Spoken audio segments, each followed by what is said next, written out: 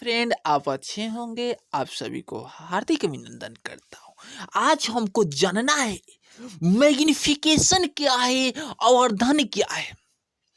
चलिए, मैग्निफिकेशन जिसे हम कहते हैं आवर्धन कहते हैं, और इसको दो भाग में बढ़ते हैं। एक जो है एल है जिसे हम लाइनर मैग्निफिकेशन कहते हैं, और ए है जो एंगुलर मैग्निफिकेशन है, घूर्णीय आवर्धन जिसे हम कहते हैं। और लाइनर मैग्निफिकेशन है रेखीय आवर्धन। रेखीय आवर्धन द्वारा जनित प्रतिबिंब की आकार तथा वस्तु के आकार के अनुपात को रेखीय आवर्धन कहते हैं। यदि प्रतिबिंब का आकार जो है इसे आई से हम सूचित करते हैं, और जो वस्तु के आकार होता है उसे हम ओ से सूचित करते हैं। इमेज को हम आई से, वस्तु को हम ओ से सूचित करते हैं। तो हमें यह सूत्र मिलता है एम इक्वल टू, यह क्या होता है, आई बाई ओ। जानते हैं क्यों यह मिलता है? क्योंकि यह परिभाषा कहता है, एम कहता है, मैग्निफिकेशन कहता है, यदि किसी वस्तु की या रेखीय आवर्धन किसी दर्पण द्वारा जनित प्रतिबिंब की आकार तथा वस्तु की आकार के अनुपात को हम आवर्धन कहते हैं। यह एम जो है आवर्धन है। आवर्धन हम जब भी कहते हैं प्रतिबिंब की आकार तथा वस्तु की आकार के अनुपात मतलब बटा को हम एम कहते हैं। इससे हम यह भी कह सकते हैं आई अनुपात ओ, क्योंकि यह भी इसका मुख्य रूप है। अनुपात कहा जाता है, अनुपात को हम बाटा में चेंज कर देते हैं।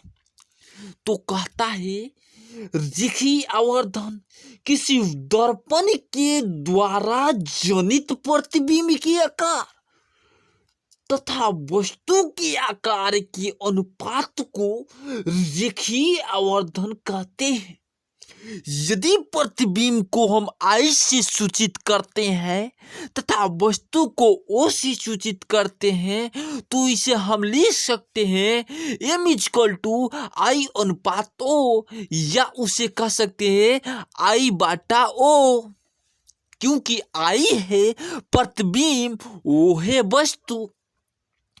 माना एम इन एक अवतल दर्पण है और जिसकी मुख्य फोकस एफ है, वक्रता केंद्र सी है तथा ध्रुव पी है, तो वस्तु ए बी का वास्तविक प्रतिबिंब ए डैश बी डैश प्राप्त होता है।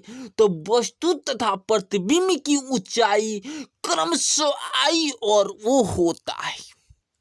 तो हम इसे हम कह सकते हैं जिस प्रकार, जैसे अवतल दर्पण में बात करें, एम और एन एक जो है उसका अवतल दर्पण है, और ए त्रिभुज ए बी पी अनुपात समानुपाती A dash B dash P है।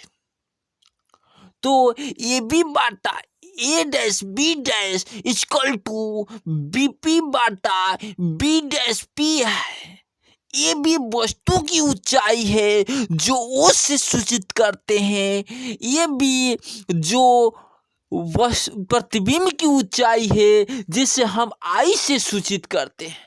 इससे हम वस्तु की जो है वो से सूचित करते हैं, आई को हम प्रतिबिंब से सूचित करते हैं। तो हम क्या कर सकते हैं, देन ओ बाई माइनस से, जैसे ओ बाई माइनस ए आई क्यों कहते हैं, क्योंकि कभी भी प्रतिबिंब जो होता है माइनस होता है अवतल दर्पण में, इक्वल टू होता है। यह का है बीपी है, यह क्या है, बीपी है और बी डैश पी है।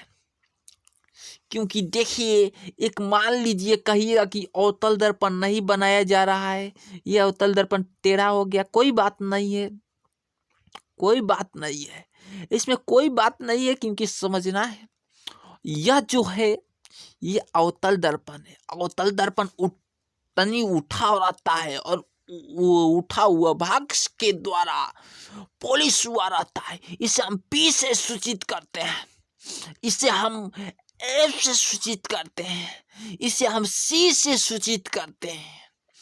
अब कहिएगा एफ मतलब क्या होता है, फोकस होता है, सी मतलब क्या होता है, तो हम इसे वक्रता केंद्र कहते हैं। पी मतलब क्या होता है, पोल मिस ध्रुव होता है। तो ये कह रहा है कि बी पी बाटा बी डैश पी, ये तो सही बात है, बीपी बाटा बी डैश पी। अब इसे हम क्या कहेंगे, तो सबसे पहले हम एक ग्राफ खींचते हैं। अब ग्राफ खींचना भी जरूरी ही है, और जरूरी इसलिए है क्योंकि हम कभी भी जो होगा इसको यहाँ से, अब कहीं भी मान लीजिए कि यहाँ से खींच दिए, अब यहाँ से जो निकल रही है यह हो गया, क्या हो गया, तो यह हो गया ये भी हो गया, यह क्या हुआ, ये भी हो गया। ये भी को तो आप जानते ही हैं कि वस्तु होता है, इतनी अधिक बड़ा हो गया, तो यहाँ भी मान सकते हैं, कोई बात नहीं है।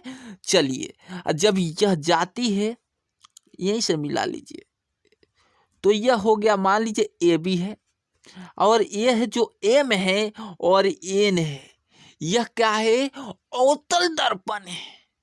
और जिससे जो प्रकाश निकलती है तो डायरेक्ट क्या करती है, यह जो है ध्रुव से संपर्क करती है,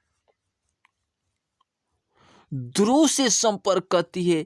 यह जो प्रकाश है यह फोकस से संपर्क करती है या नहीं करती है, नहीं करती है, यह फोकस से संपर्क नहीं करती है। यह जो है वक्रता केंद्र से संपर्क करते हुए एन तक आती, तन तिरछा हो जा रहा है, और जो यह जो है यहाँ आकर यहाँ मिलती है। ठीक है, इसमें कोई समस्या नहीं है, और यह जो है यहाँ आकर इससे मिल जाती है। आप ये बताइएगा कि जो है तो एफ है, और यहाँ जो बन रहा है यह प्रतिबिंब है, तो हम कभी भी कह सकते हैं यह बी हो गया, बी डैश हो गया, और यह हो गया। तो हम जानते हैं ए बी बाटा E dash B dash, B P बाटा बी डैश पी। ये चूंकि यह एक प्रश्न कर रहा है, और इसी प्रकार यह जो सूत्र बनता है, जैसे आई हो गया तो ऊपर हो गया, और ओ हो गया तो नीचे हो गया, अब माइनस हो गया, इक्वल टू यह हो गया बी डैश पी, यह हो गया बी पी। अब इसे हम क्या कर सकते हैं, इसको जो माइनस है इधर भेज सकते हैं, तो इसे डायरेक्ट काट देंगे, इधर माइनस भेज देंगे, और जब इधर माइनस जाएगा तो यहाँ हो जाएगा आई बाटा ओ, और यह हो जाएगा एम। चूंकि परिभाषा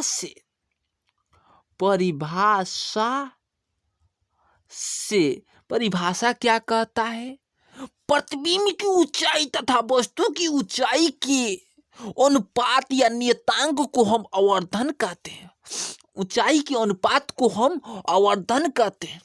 क्योंकि परिभाषा से है तो m इक्वल टू क्या हो जाएगा, m इक्वल टू क्या हो जाएगा, बी डैश पी, और बाटा में बी पी हो जाएगा। तो बी पी वस्तु की दूरी माइनस यू है, और प्रतिबिंब की दूरी जो माइनस बी है, और इसे हम सूत्र के द्वारा दर्शा दें तो यह जो आई है जिसे भी बटा माइनस यू है और यू है। अब देखिए यहाँ भी यू है, यहाँ भी यू है और यह यू प्लस हो जाएगा। अब भी बटा यू जो माइनस में है एम इज इक्वल टू है। अगर आपको समझ में आएगा तो लाइक और शेयर कमेंट करने का फर्ज तो हलाई है। अगले वीडियो का मैं प्रयास करूंगा समझाने की।